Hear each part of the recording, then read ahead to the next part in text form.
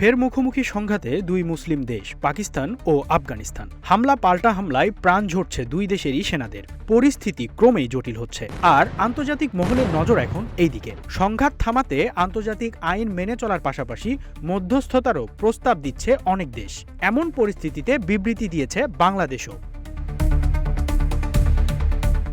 পাকিস্তান ও আফগানিস্তানের মধ্যে ক্রমবর্ধমান উত্তেজনা নিয়ে উদ্বেগ প্রকাশ করেছেন পররাষ্ট্রমন্ত্রী ডক্টর খলিলুর রহমান। তিনি বলেছেন, সংঘাত বা যুদ্ধ কখনোই কারো জন্য মঙ্গলজনক নয়, বরং বাংলাদেশও বিষয়টিকে গভীরভাবে পর্যবেক্ষণ করছে।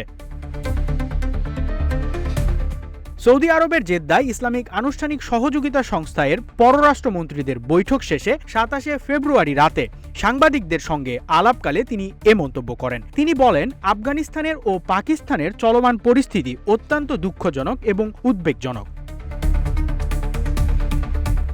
পররাষ্ট্রমন্ত্রী জানান, বাংলাদেশ নীরবে কূটনৈতিক যোগাযোগ চালিয়ে যাচ্ছে এবং বন্ধুপ্রতিম দেশগুলোর সঙ্গে সমন্বয়ের মাধ্যমে উত্তেজনা প্রশমনের কাজ করছে। তিনি জোর দিয়ে বলেন, এই ধরনের সংঘাত কোনো দেশের স্বার্থ রক্ষা করবে না, বরং আঞ্চলিক স্থিতিশীলতাকে হুমকির মুখে ফেলবে।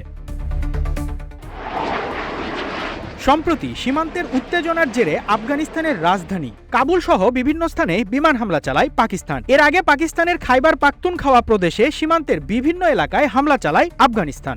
এদিকে ওআইসি বৈঠকের সাইডলাইনে বিভিন্ন দেশের প্রতিনিধিদের সঙ্গে গুরুত্বপূর্ণ আলোচনা হয়েছে বলে জানান খলিলুর রহমান। তিনি বলেন, জাতিসংঘের সাধারণ পরিষদের ৮১তম অধিবেশনের সভাপতির পদে বাংলাদেশের প্রার্থীর পক্ষে সমর্থন চাওয়া হয়েছে এবং অনেক দেশ ইতিবাচক সাড়া দিয়েছে।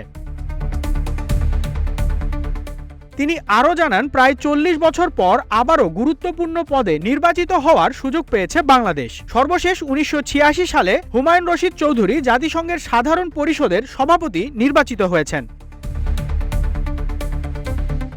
সর্বশেষ পররাষ্ট্রমন্ত্রী ফিলিস্তিন ইস্যুতেও বাংলাদেশের দৃঢ় অবস্থার কথা তুলে ধরে বলেন, আন্তর্জাতিক আইন লঙ্ঘন করে ইসরায়েলের যে কোনো পদক্ষেপের বিরুদ্ধে বাংলাদেশ সোচ্চার থাকবে।